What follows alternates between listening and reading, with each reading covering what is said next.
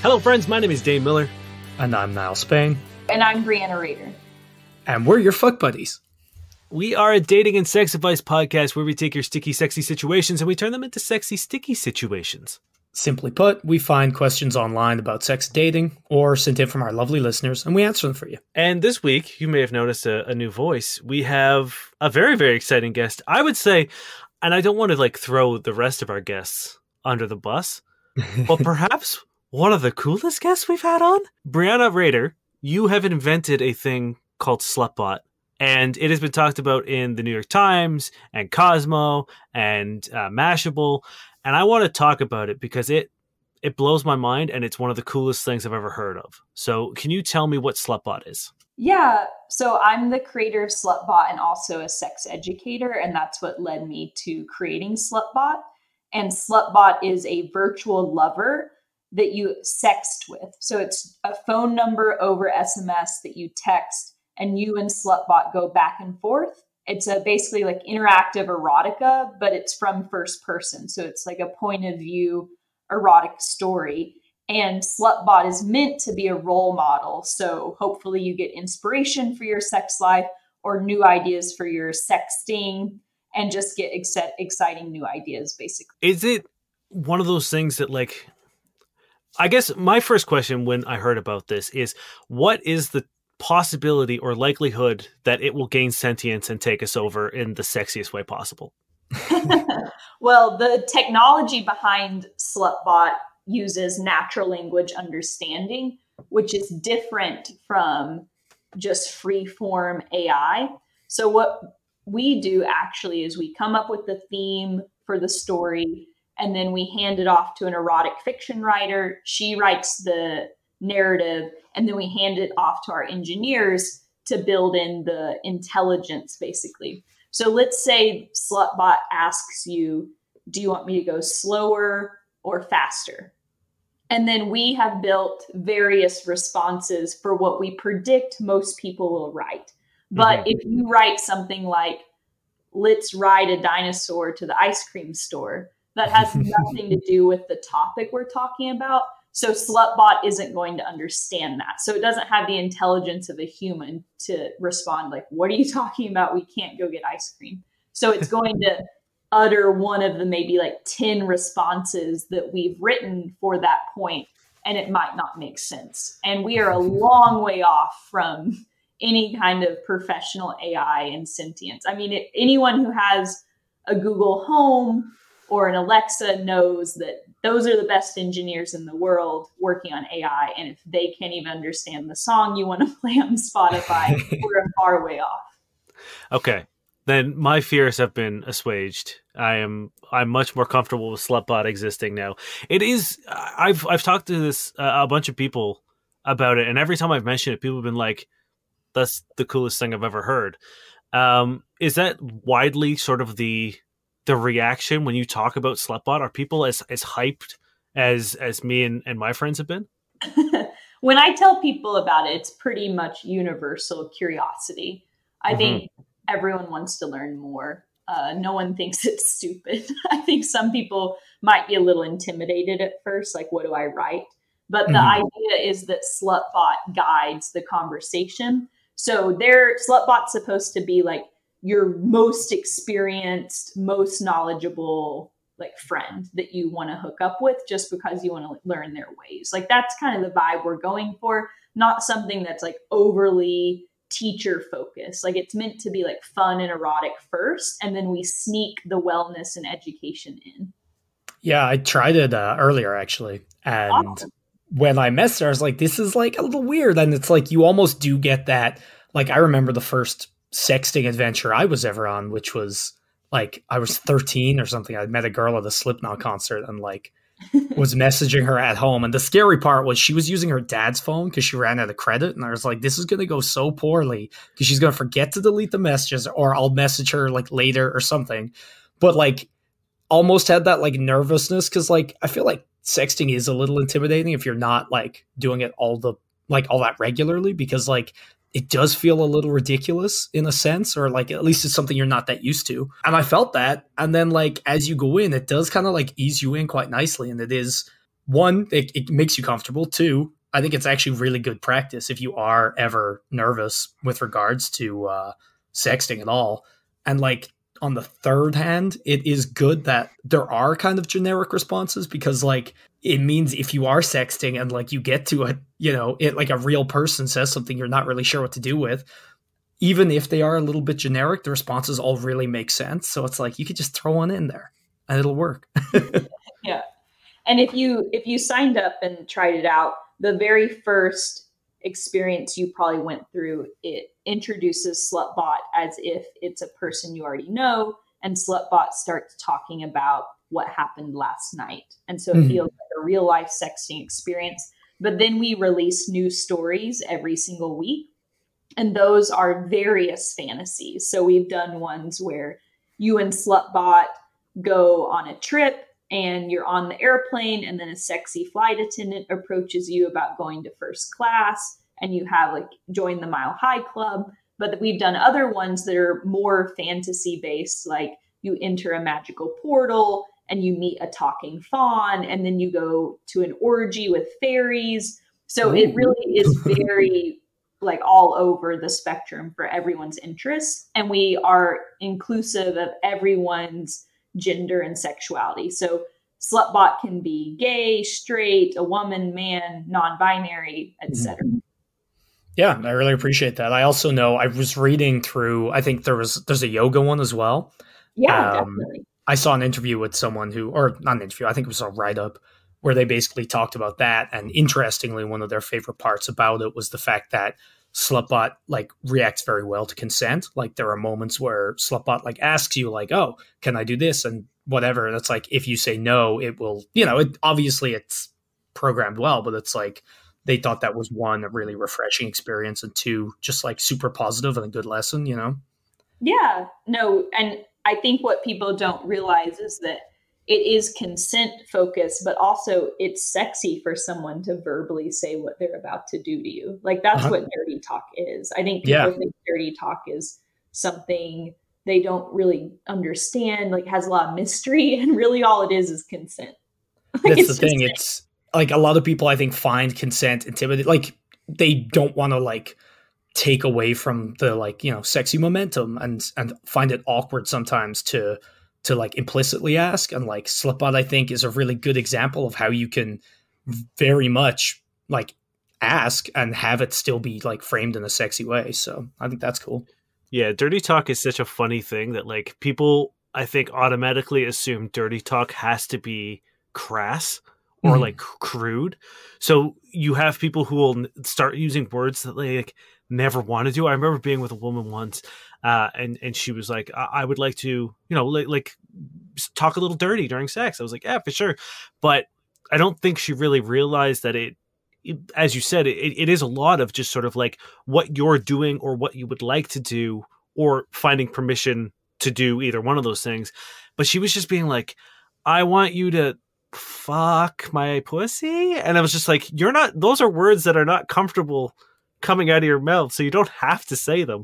So it's fun that this is a way of one teaching people that sexting is very much like an erotic novel, and that's kind of the point of it, not just like I want to fuck you, as we have a question that deals with that later, and a little bit more about like, you know, building the world around it, and you know, not just going right to, you know, I can't wait to have you naked so we can have sex. It's like, that's not sexting, or it's not good sexting. Yeah. Well, it's like actual good sex, right? You don't just jump to like the end. There's such a thing called foreplay. So I think, you know, it's pretty much the same concept, right? Yeah, and there's tons of tips for how to sext and how to dirty talk, but there's actually, Dan Savage made a formula for how to create a sext or how to create a phrase for when you're talking in bed, and it really is only 3 parts, and you kind of already covered it. But the first part is you just explain what you are about to do. So an example of this is, I would love to kiss your neck. The second way to do it is describe what you are doing or what it feels like. And so an example of this is, it feels so good how you're grabbing my hip. And then the third example is past tense. You describe what you just did. So an example is, I loved the way your legs shook under me. And that's all there is to it. Those are the 3 ways to write a sext. And you can just follow that formula or like write it down. And when you get nervous, refer to it. So where did the idea come from? Like what was your eureka moment? What led to all this? The background story is that I grew up in East Tennessee and I had a pretty conservative upbringing. The school system, really conservative. No sex education was allowed at all, meaning they couldn't even mention condoms. It was abstinence only approach. And by the, it's illegal. Like teachers will get fined if they talk about other stuff. So that was my context. And I identify as bisexual. And so growing up queer, I think I questioned a little bit more. And so while I was in college and I went to the University of Tennessee, given that it was a public university, a lot of the students came from similar backgrounds that I did. And I saw it being a huge problem while I was in college. So I started a local nonprofit to provide sex education to college students. So these are adults. So it was inclusive of different genders, different sexualities, and pleasure. So we talked about safety, but we also talked about pleasure and consent and communication. And so given the political environment, it was very controversial. And the state government actually got involved. So they passed a bill through the state house and Senate legally condemning me and the organization. Jesus. And then the state defunded our public funding and we had to privately fundraise it all back. And it basically exploded into this like sensationalized story. So I ended up on the Bill O'Reilly show on Fox News. And for like 2 weeks, it just took over my life and like was all over the news stations. And the organization still exists today and it did great. But the point is that I learned a ton from that experience and how politicized just having access to information is. So from that, I think it made me feel like this really is my calling. And so I ended up going to grad school. I got my master's. I thought I was going to work in sex education and public health, but I quickly realized that the public sectors are very slow and not the great places to work with this because there's a lot of red tape. You have to worry about parents, teachers, schools. And so I decided to switch to the private sector. And that's how Slutbot was born. So I actually originally started a coaching business. So it was like sex therapy coaching, one-on-one, all via an app, via text. So to make it more accessible. And we treated a ton of different issues and concerns, but regardless of what people's issues were with sex, the bottom line was that no one could communicate. That was the universal issue. And so I felt like, what if I actually dropped coaching and just built a tool to address this fundamental issue that people don't know how to communicate about sex without shame? And so that's how Slutbot came about, because I knew most people would not, download an app that's like, learn how to communicate. Like, that's lame. So I wanted to make it fun and erotic so people would keep coming back. And since it's text focused, it's all verbal. So you actually learn how to communicate. And it's meant to compete with our country's largest sex educator, which I believe is Pornhub. So it has to be hot and erotic to compete with the other forms of media that people are learning how to, do sex from. Yeah, I just want to say, like, I rewind to the part where you got condemned by the U.S. government is one of the coolest fucking things. I'm sure it was very stressful for you at the time, but that alone, like, if that ever happens to us in any sort of, I feel like I would be like, all right, we've done our job well. Cause I feel like that is almost quintessentially like why people like us do what we do, because we notice that the status quo is not enough for what we would like the world to be. And that is generally like safer and healthier and sexier. And even in Canada, which has a pretty good sexual education system, I mean, it's getting rolled back now because we're all reverting in time for some reason. But it's one of those things where it's like, it's still not enough. Like, when I was in school, I didn't know what consent was. Like, I obviously knew what it was, but I didn't understand the concept of it or hear the word consent until I was like an adult already having sex. So the fact that like things like that are being glossed over is a reason like why we do the show and why you're doing what you're doing. So it's so cool to have someone on here who's like actually, sticking it to the man, so to speak. Fighting the good fight. Yeah, it's wild that ever happened. It's so upsetting that that's the reality we live in. But I think it's really awesome that you just did more. That's awesome. Yeah, thank you. No, I'm very proud of it now. I want to actually get the official bill framed. You should. But at the time, it definitely was stressful. I'm glad I live in San Francisco now. Yeah, I can't imagine what that must have felt like. I do have to ask, is Bill O'Reilly as terrible as he seems? Like, actually talking to the man, is it as infuriating as it seems? Well, I'll tell you this. I think I lowered my expectations extremely before the interview because I wanted to be ready for anything. Like, I was mentally ready for him to call me like a pedophile on TV or something. Right. Like that. So the fact that he didn't, I think I was like, oh, that wasn't too bad. But I think it was because of that expectation setting. I do think that in the experience I had, it felt like he is a character.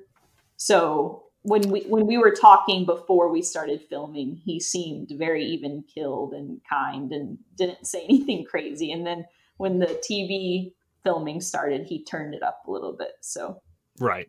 Yeah, as I feel like most people on Fox News are probably like. Did he cut your mic off? Did he do anything crazy? Or was it really just kind of like a fairly even Bill O'Reilly segment? It was not that crazy. I'm like pretty level-headed, so I didn't get heated. So I think I might have been a little boring for him. He interrupted me a few times, but that was it. Yeah, right. Okay. That's all. Once I heard you're on Bill O'Reilly, I was like, God, I gotta know. I do like that you were like, well, he didn't call me a pedophile on national television, so that's a win. Yeah. Which is pretty indicative of how Bill O'Reilly works. Right. Should we get into some questions? Are you ready to answer some questions with us?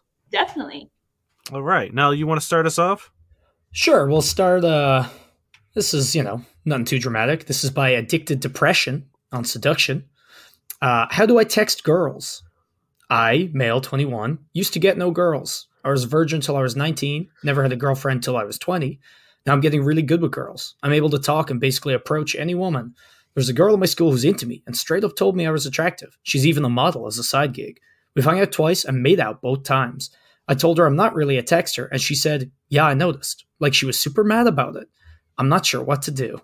Well, I would say texting is not any different from any other form of communication. And also more and more, especially with the younger age group, texting is where most conversations unfortunately happen now instead of maybe always in person. And so it's important to be super clear and communicative over text. So I'm also I'm not a fan of the short text responses or the text without smiley faces and emojis, because you want to make sure the recipient understands your tone. So I would say it's quite a bit of work. You need to write full sentences. You need to explain what you're thinking. You need to use emojis. You need to make sure that there's no chance that the person on the other side doesn't understand what you're saying. Now, I think it's also fair for him to say, hey, I actually don't really enjoy texting. I'd prefer to hang out in person more, or something like that. But I just think they need to be on the same page. Yeah, I think it's definitely fair to not be a big texter, because some people, they don't like to text all the time. Other people, I am definitely guilty of this. I can multitask and just text while I'm doing whatever, and I'm very chatty. But you raise a great point where it's texting isn't it's not an alien concept by any means. I'm sure this guy texts his friends and his family probably quite often every goddamn day. So it's I think part of the issue here might be that he's looking at texting a girl as being something different. You know what I mean? It's not just communication. It's not just chatting. It has to be either one, sexy, or two, more complicated, which, it doesn't always have to be sexy. And if it does, you got Slutbot to teach you there. Yeah. And if it's not sexy, just chat like you're chatting to other people. Text, as you said, it's just communication. I think the fear is also with dudes specifically looking for. You said this is from Seduction, which is, if you're not familiar, Brianna, it is like the pickup artist section of subreddit or Reddit. Yeah, it's a nightmare. Oh, I've heard of this. Yeah. I mean, frankly, I don't enjoy the question at all. The question could be, how should I text people? Yeah, exactly. Well, no, this is like, unfortunately, this is some of the best content, like the most positive you'll get out of Seduction. Well, that's like, kind of my point is I think this person is concerned specifically that engaging in text conversations with women implies that he has, feelings or, wants something more serious than just sex or whatever he might be looking for, or it might reveal that like there is a actual living, breathing human person on the other end of it, as opposed to, alpha male, I pick up, I'm not a virgin anymore, college guy. And I think that that's kind of the vibe I'm getting off this as well, where he's not necessarily not a texter. He's just not a texter of women because he's concerned that it will imply that he wants something more than a booty call. Or he'll let down his tough guy alpha facade. Yeah, right. The more you talk, the more chances there are of revealing any sort of personality to someone, and heaven forbid that happens. Also, you can't do Batman voice over text. Two of my pet peeves for sexting or texting in general is that, one, it's really problematic for lag time to be used to manipulate. So if you're in a text conversation and you have to go for hours and hours, it's not cool to play games. You need to be transparent and you need to say hey, I got to work, talk to you later. So the person's not left on the other line spiraling and insecure.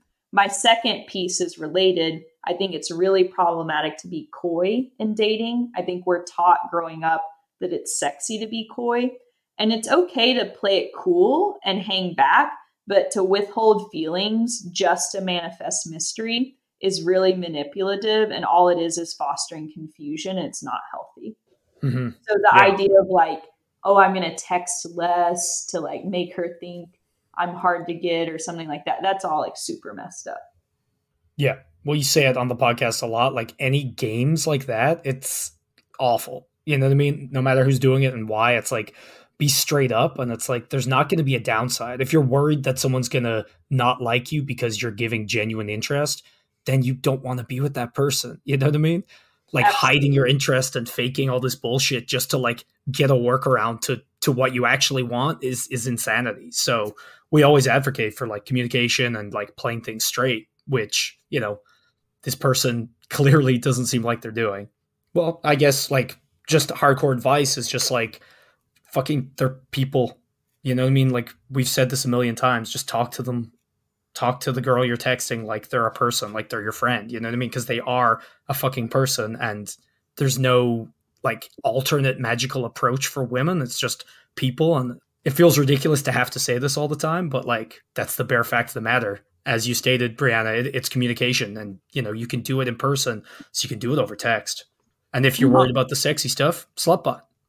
Also, it's 2021. Let's get over the idea that's texting is non-negotiable. Whether you're a big texter or not, it doesn't matter. You do, if you want to maintain any sort of relationship, or if you want to be any sort of successful in dating, you're going to have to text every now and then. You don't have to text 24/7 or every time your phone bings to run to it, but you do need to understand that this is an age of instant gratification and instant messaging. If you're just going to be I'm not going to text anyone, then it's probably going to be very difficult for you.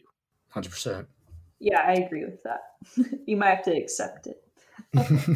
Yeah, I don't think, again, you don't have to run to your phone every time it pings off, but a simple text every now and then isn't going to kill you. And if it is going to kill you, then maybe consider not dating for a while and get your priorities, do whatever you need to do before, realizing that 30 seconds out of your, hour to send or respond to a text, if that's too much for you to handle, then you probably aren't ready for any sort of meaningful relationship.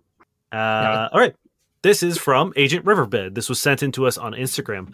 My boyfriend travels a lot for work, and I've tried to initiate sexting as a way to remain intimate with him while he's away. However, he's really, really bad at it. If I ask him what he would do if he was with me, it's usually along the lines of, I would fuck you. I try to go with more of a response from him with a how or a where, but it's usually met with something uninspired like hard or on the bed. How can I get my boyfriend to put more effort or be more creative when we sext? Yeah, it is hard to learn how to sext. I understand why this guy might be struggling with it because we aren't taught. Like, sex is one of the few things in life that we don't have role models for because the topic is inherently private. So it makes sense that he feels like he might need examples or role models to learn. I mean, he can literally copy and paste Slutbot's text. I don't mind at all if he borrows from us. But I think the most important thing for sexting is be really detailed as possible. So a lot of adjectives. I think that people, if she wants to maybe prompt, she said, what would you do if we were together or something like that? I think that's a great start. And she could probably like try to prompt a little bit more, or she could try sexting first. So that is like one of my main tips, is that a lot of people kind of demand in relationships, like send me a nude, send me a sext, blah, blah, blah. And actually the best way to build trust and grow that is for you to share first. Mm-hmm. And so I wonder if she could send him a text that's something like, I was at work thinking about you. I was thinking about how much I want to undress you. I'm remembering that shirt you wore last weekend. It was blue with these buttons. You wore it on our last date. It would feel amazing to slowly pull it off of you, blah, blah, blah, blah, blah. And you just need to like slowly build up, because that's going to be way more titillating. Specificity and things on kind of like the micro level are definitely more important, because like, I want to fuck you hard on the bed as your entire approach is just so bland and like removed from the entire process, as opposed to like, that's not what would happen. You would start undressing or kissing or, in the living room, and maybe you'd end up in the bed, or maybe vice versa, So I think like really like nailing it down to like, instead of like, what would you do if we were at home? It's like, lying on the couch and, I'm in my pajamas, or that sexy nightie that you like, or you know what I mean? Like the more specificity you provide, it gives them kind of more of a field to play with. I would also like to mention that this man is traveling, and consider when you're sending these sexts, because he might be at the airport or in a meeting or on his, like there might be a time where it's not a time conducive to sexy time and his focus is elsewhere. So he might be sending these sort of half-hearted messages as a means to not leave you hanging or not make you feel like it's unwanted, but he is like in the middle of a board meeting or something going on. So I think also specifying like a time to do this, not necessarily, schedule it in your calendars of being like, oh, it's 6:30, it's sexting time, but be like, hey, when you're home and back at the hotel, send me a message and, we can chat for a bit. And that way, that his attention is 100% on the matter. And if it is still as bad as you're describing, then we can move into what Niall and Brianna are talking about. But it is also important. And this is like a thing that I'm guilty of, is I work nights, which means I am around during the day. So if I ever send a sexy message to someone during the day, I'm like, oh yeah, you're like at your office right now, and might not be the sexiest environment to get whatever I'm sending you. And I've had people, I remember doing it like on a Sunday, and someone was just like, I didn't know what they were up to, and they were just like, hey, I'm at a funeral right now, so now's not a great time. I was like, oh, sorry. I agree. I think it's important to be on the same page and kind of get permission. It's going to make it more fun. So yeah, be aware of time difference, schedules. Yeah, and like Nell and Brianna are talking about, also mention that you want to sext, because if you are saying, oh, I came up with the idea of sexting as a way to stay intimate, if you haven't also broached the subject with your partner, they might be fucking clueless, and that is a common thing with people, is they just might not know this is something that matters to you and something that you are actively trying to do for the reasons that you're trying to do it. So if you say, oh, hey, when you're gone on your trips for work, I really miss you, and I really miss, you know, being sexy with you and being intimate with you. While you're away, do you mind if we sext? And as another means to sort of be like, hey, this is important to me. Can you give me a little bit more than one word or two word answers? Well, I think that's important. Like, communication is key. It's like if they say, what do you want? Like, what would you do to me? Fuck.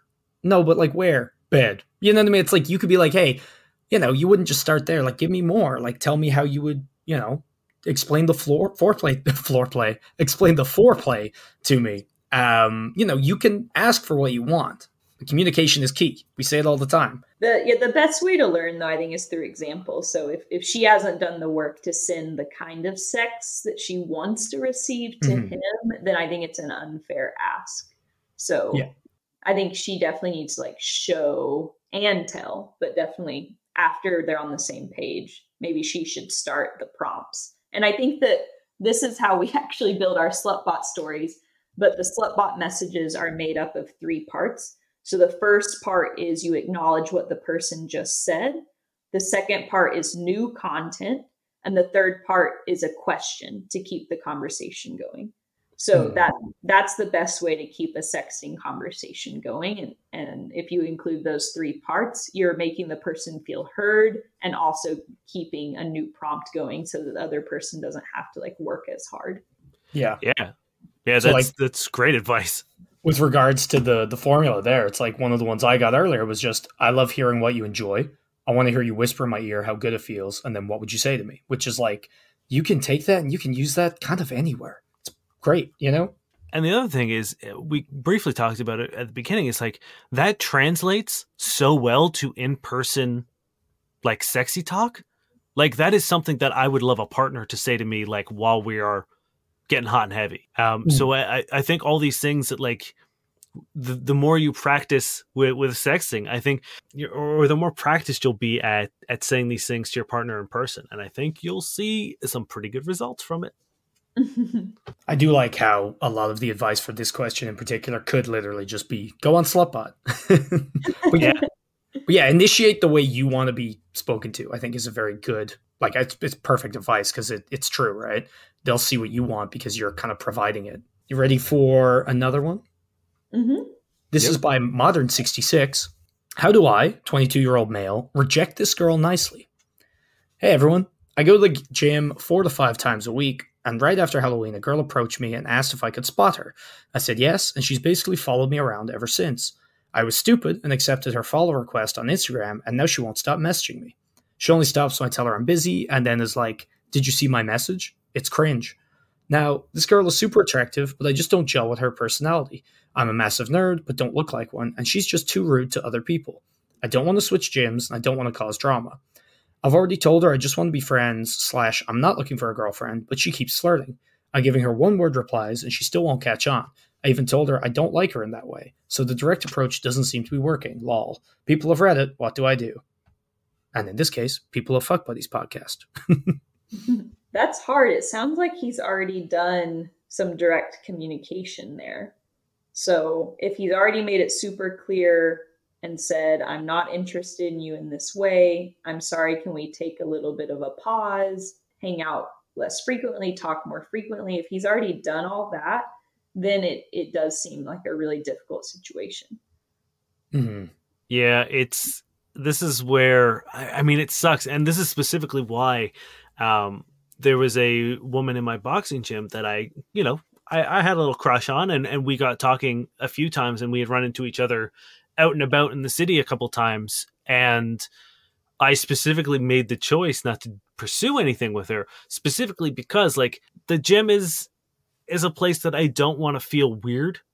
It's already kind of a weird enough experience for me to go and work out or do something. So like last thing I want to do is also be like, there's that girl that's here that like it didn't really work out with.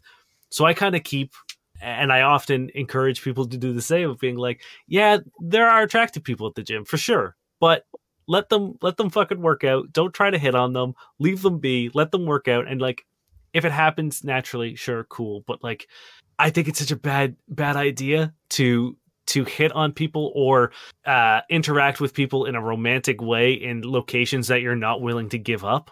Like, if you ever ask the bartender out at your local bar and she says no, it's like, you got to stop going there. So don't ask out the hot bartender at your local. And I think this is unfortunately one of those situations where it's like you kind of goofed, even though it didn't seem like he really hit on her. Wrong. Yeah. Yeah. So I think I think you might just have to either stop responding or block her. I think, yeah, like what I would say block her, because it's like at this point, you've given them all the options and all the chances to end things gracefully. And it's like at this point, if they're not picking up the hint, one, like a blocking's not all that offensive, right? But like it also might be the one thing that gets through. And either way, you're going to stop those messages coming. So then you only have to worry about it at the gym, at which point you could just, wear headphones and just be like, no, I think I'm just going to do a solo workout today and hope they finally get the message. I think that would be my approach. Until she unclips your weights. You drop 500 pounds on your knees. Well, that's true. Okay, well, how do you avoid that, Dane? You literally have to get a new gym. I would be so uncomfortable working out with someone that like wouldn't take no for an answer, multiple different ways in which I've said no, and then I had to block. Like, someone tells me she's not going to react to this in a cool way. Maybe like do a rolling approach where you first stop replying, and if that doesn't do anything, and I've dated someone, or like not even dated, I hooked up with someone maybe 3 times, and they literally started messaging me all the time to a point where like I kind of said I wasn't looking for anything, very similar to this.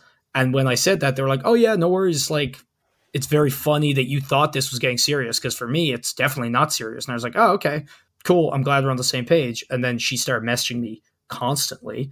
And then when I finally stopped replying, she started finding bits of information on like my various social media and like messaging me about like my favorite show that she just started watching and my favorite book that she just started reading. And it got pretty bad to the point where I had to say it again, very kind of definitively, and then block her on a bunch of stuff. And then she broke into my apartment and left me birthday presents. So it eventually she stopped contacting me, but... So you just have to let it get to the point of home invasion and then she'll go away. It wasn't that dramatic. She hoodwinked my elderly landlord, but that wasn't also very chill either. How is that any better? It's slightly better than someone like busting the door down. Anyway, we need to get back to advice. I think I would try to go for the direct communication, then like a slow fade out where I'm just like responding to one every 5 messages or something like that. Mm-hmm. And then if it still didn't work, I would unfortunately remove myself from the situation. So move gyms, do a block, that kind of thing. I think another suitable way to do it is the next time you go into your gym, put on a fake mustache. And if she comes over and talks to you, be like, oh, no, that's my twin brother. And he's been dead for 20 years. And then just kind of slowly walk away from her. Or just slowly make yourself more and more repulsive, I guess. Yeah, start going to the gym and not working out. And just slam a bunch of burgers while you're there. And reverse workout until she is no longer obsessed with you. Just like don't shower. Or like go to her social media, find what she doesn't like, and then get really into that. He could also, like, if it's that, I don't know how bad it is. If it's that bad, he could submit a complaint with the gym. Yeah, I know, like, if the in-person stuff is, like, anyway weird, I know a few people who've had to do that at gyms. So, like, most of the time, the staff are pretty chill. So that's definitely an approach. Yeah, I imagine gyms get this kind of bullshit all the fucking time. I know my gym is especially good for this. I've seen, there was this dude who was like, I think I've talked about it before, just being the absolute biggest douche of like walking from station to station where women are working on, be like, oh, here, let me correct your form, or, let me spot you, or let me do this. And 2 of the guys who don't even work there were just like big gym guys, were like, hey man, let me help you with your form, and then just kind of bullied him into working out with them. And then our gym guy was at the front desk. He was like, cool, we're just going to need your fob. And he's like, why? He's like, yeah, you're not welcome here anymore. And just kick the guy out. So I'm sure the gyms are used to having to deal with, minor gym stalkers. This one isn't sort of text or anything based. This is just a regular, good old fashioned question. This is Sheffield Lad 92. Girlfriend wants me to cheat on her. I don't know how to respond. My girlfriend has asked me to cheat on her and says she wants me to tell her about it afterwards. Obviously, the thought of fucking another girl turns me on, but I feel like if I do it, she might regret it, and it might damage our relationship. I've talked to her about it, and she says it won't damage our relationship. It's a turn on for her, but I'm conflicted in how I feel. Any advice would be great. I really like this question. So I'm non-monogamous, and I think that if both parties are aware of the act, it's immediately not cheating. So I think the vocabulary used in this question is odd to me. It sounds like the two people are interested in exploring an open relationship. And that can take many, many, many different forms. I'm in a more non-monogamous relationship where I have had threesomes, I've gone to play parties, and my girlfriend and I actually date people separately on our own as well. And maybe that's something they need to sit down and have a long conversation about what they're looking for and why and what their boundaries are. So before they do anything, they need to have, like I said, a very long conversation and even make a Google Doc or write it down what their agreements are. Yeah, I think parameters are key here, because just you can go out and hook up with someone is, very vague. I'm sure that doesn't cover, for example, like, oh, at our place or at their place or with a condom or without a condom or, someone I know, someone someone we'll see regularly. Those are all, I think, things you definitely need to hammer out before engaging in anything like this. It's also one of those things you have to understand of, like, for me, my big red flag for this is the dude says he's conflicted. And I think that if there's something in your gut saying, hey, this isn't a good idea, or I'm not super comfortable with this, you have to do exactly what Brianna says and sit down with them and talk about it and get to a point until you are no longer conflicted. If you get to the point where you can't not be conflicted about this, then this might not be for you. And as much as you want to, sleep with someone else because it'd be fun, or, appeal to your girlfriend's fetish or kink or turn on or whatever, if it's not something that sits right with you, you're not obliged to do it. And until it sits right with you, you shouldn't do it, because that is how relationships get damaged. Because even if she doesn't get weird about it, even if this is something that she does want, you might feel real weird about it.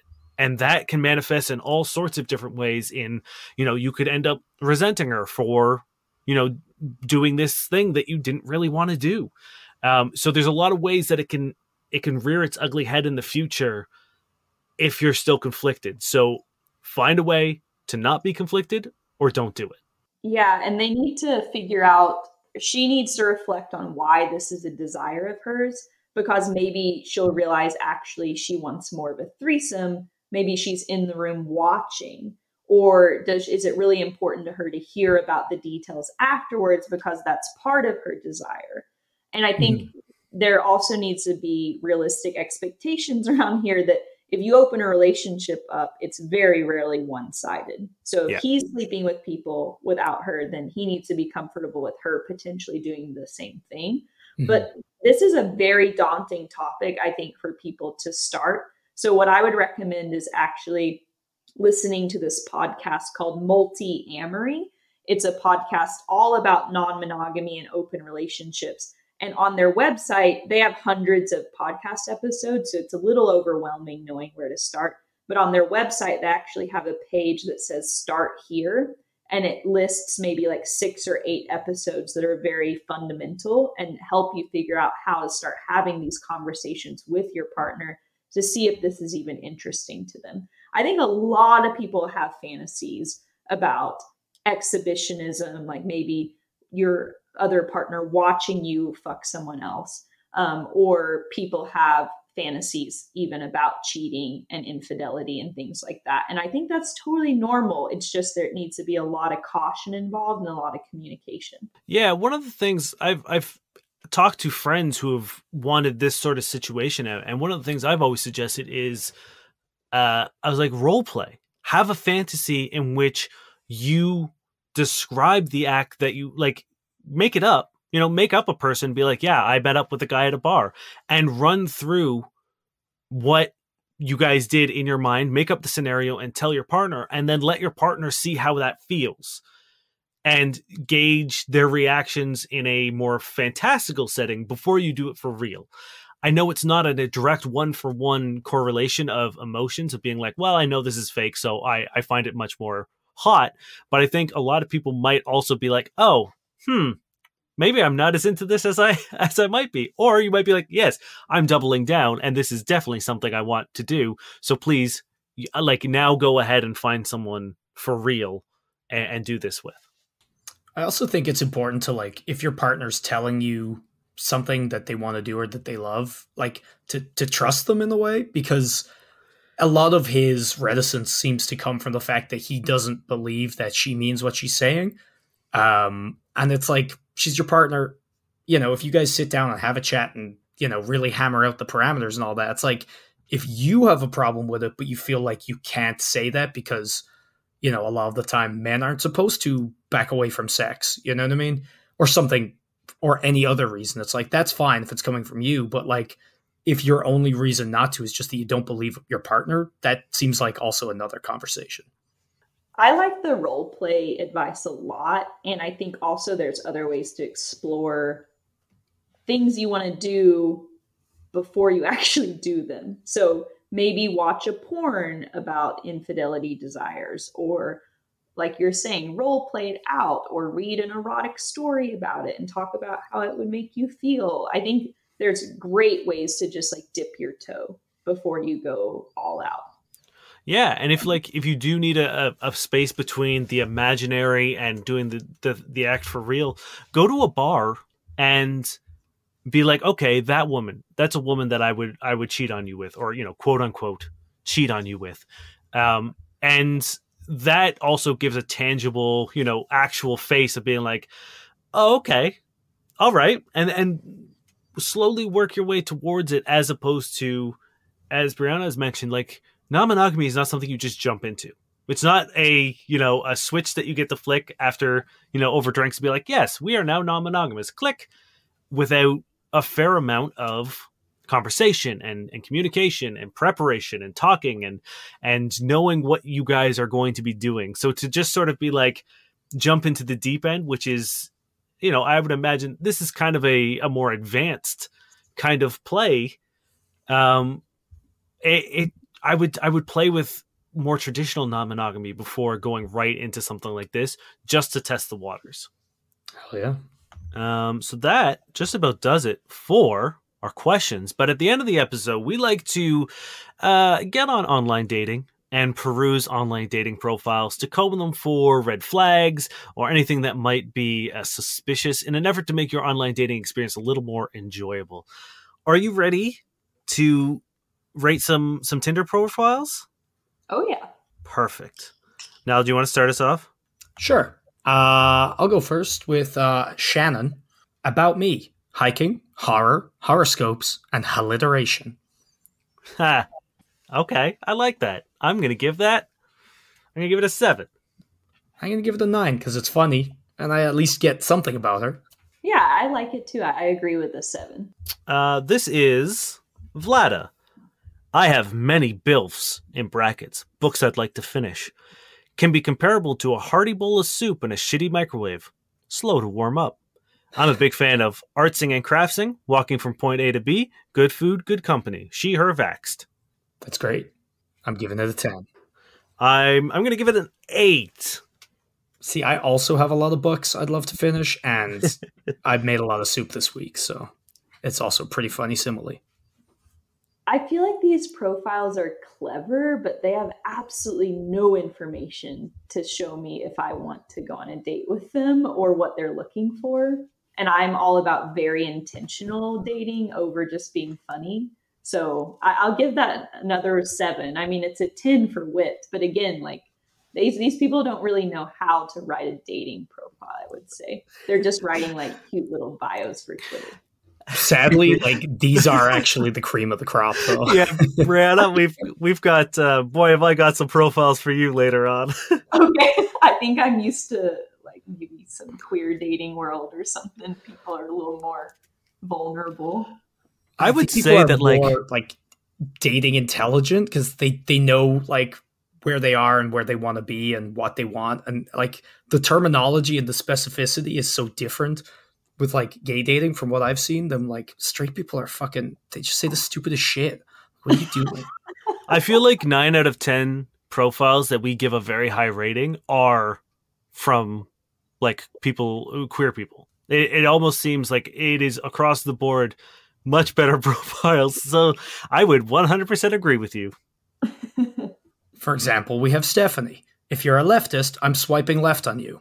And that's it. Oh, wow. Like, I don't have any problem with that, but like, if I saw that, I would think you are just looking for one night stands and you don't give a fuck about who swipes on you. Because that's like so unspecific. Yeah, it's just like weirdly bitter. And it's like, if that's the only thing you can bring to the table, 0. So this is a profile. This is Jamie Michelle. My name is Monica. I'm a separated woman with no hopes of reconciling with my estranged husband. I do, however, share custody of our son with him so we can co-parent our son. I'm broken. It's been almost 2 years since we separated, and I think I'm looking to find friends first. If you're looking for sex, don't swipe right on me. I also have 2 types of cancer, leukemia and uterine cancer, so not very sexual to begin with. Looking for genuine connections, not fake ones. I feel like I'm going to give her an A for vulnerability, but the approach is off. Mm-hmm. Also, maybe the location of the approach also off, I think. Yeah, I think she's going to, I mean, it's just very negative in tone, and you're not going to attract people with low self-esteem and negativity. I think the phrase estranged husband should never be on your dating profile. Agree. Mm-hmm. I don't think that is a, like, you could say divorced. If you want to say you're divorced, that's fine. I don't also think it's super relevant, but if that's something that you need to get out there, get out there. But the phrase estranged husband paints such a vivid picture to me, and it is not a picture I want hanging on any wall. Fair. Definitely. And I think some of the more serious items about children and health, you save for a second or third date. Yeah, for sure. Also, this profile just makes me very sad. This poor person. I hope someone gives her a hug, like right now. Yeah, I mean, like, I kind of wish this was a support app over a dating app. Like, I just want to have a conversation and be like, you're not broken. You know, you're going through some tough times. That's fine. We all do it. I hope you feel better. I hope you beat this cancer. You got this. Mm-hmm. But instead, it's not great. So yeah. I think, again, I'm giving it a 10 for them to feel better and a 0 for me to not want to date them. Yeah, I think I'd go 5 because I want them to be okay, but I don't think they're going about it the right way. I agree with the 5. This is Natalia. I'm boring. Haven't been here for a while. What's new? Nice. No. A 1. That specific no in that tone is pretty much how I feel just opening up any dating app these days. Just a dejected no, just defeated. No one on any profile or anywhere in any, you should never call yourself boring. If you bore yourself, you need to get your shit in order. And if you don't, why would you downplay yourself? Yeah, I think some people think that, I mean, self-deprecating humor is funny. I like it, but it only works if you know the person and you respect them first. Also, that's not even funny though. You know what I mean? Yeah. It's like the humor part. They got the self-deprecating part down, but not the humor part. Right. No self. I just don't think it works in a Tinder bio, because you don't know the person yet. No, you got to be confident there. Also, we talk about not having anything to go by. Literally, I'm boring, and what's new on Tinder? What? What is that? You get 1 for sure. Yeah, I'm gonna give it a 1 as well. This is Jordan. I have a tattoo on my butt that just says soup, and I'd be happy to show you. It's at least cute if, again, they're just looking for a one-night stand. Yeah, it's definitely a good hook because it's a little sexy because you get to see a butt, possibly. It's bizarre because why soup? I want to know more. Yeah, it's at least I want to ask a question. Yeah. opener. Yeah, I would definitely be like, is it just soup and why?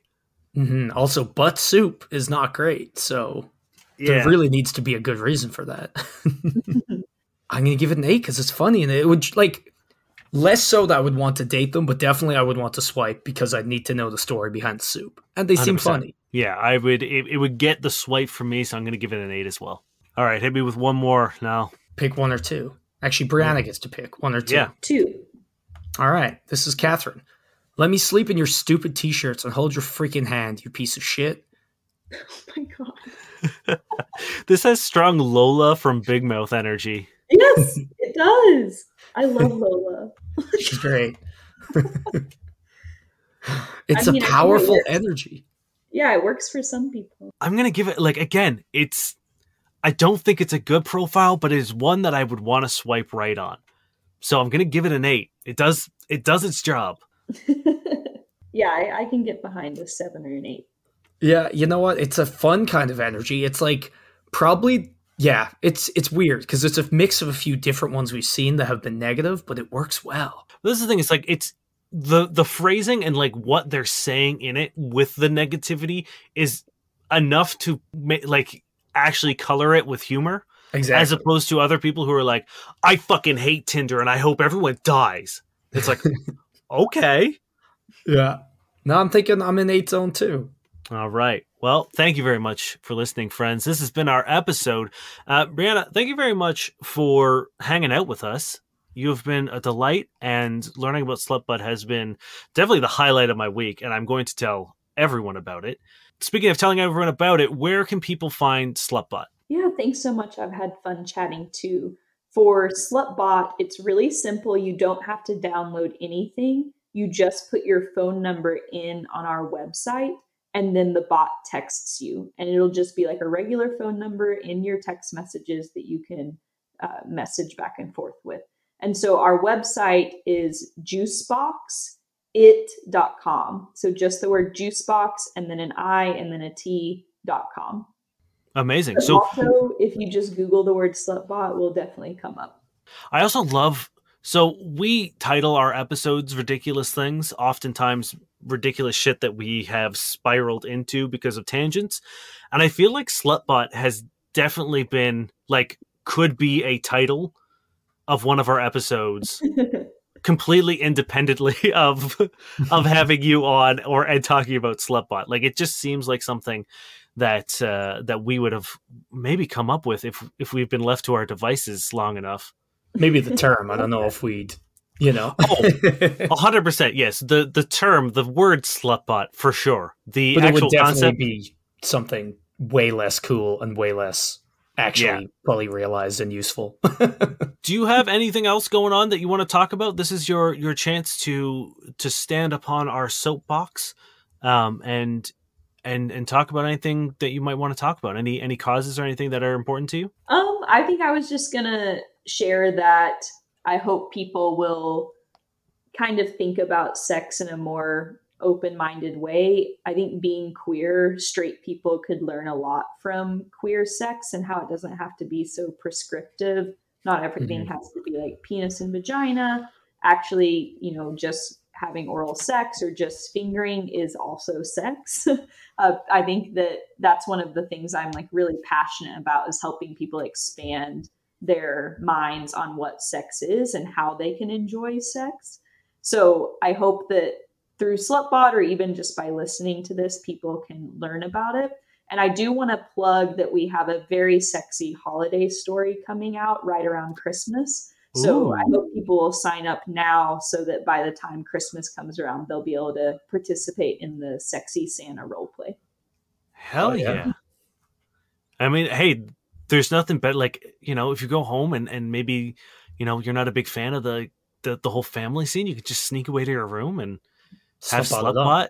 Yeah. Just keep you warm on a cold winter night. Absolutely. Thank you very much for listening, friends.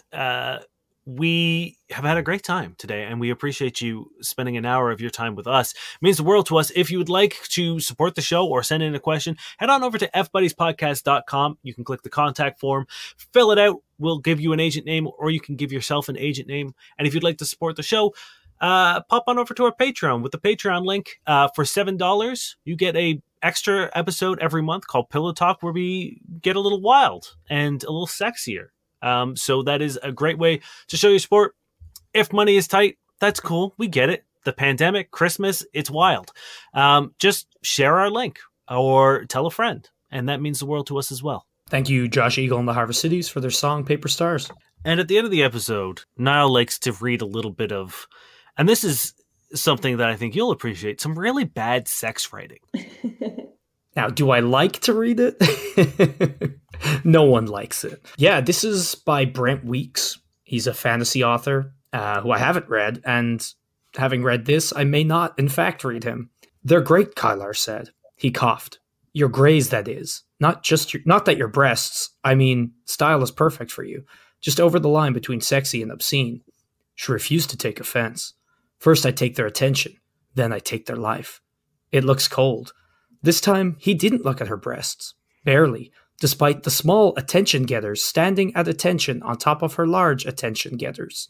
Yikes. I was like, hey, this isn't terrible until that little gem at the end. So don't hire that guy for Slutbot. I'll avoid it. Unless you, twist off into, an evil Slutbot that shows you how not to sext. Yeah, right? It's alter ego. Yeah, Slutbot with a goatee. Yeah. My name is Dane Miller. And I'm Niall Spain. I'm Brianna Rader. And we've been your fuck buddies.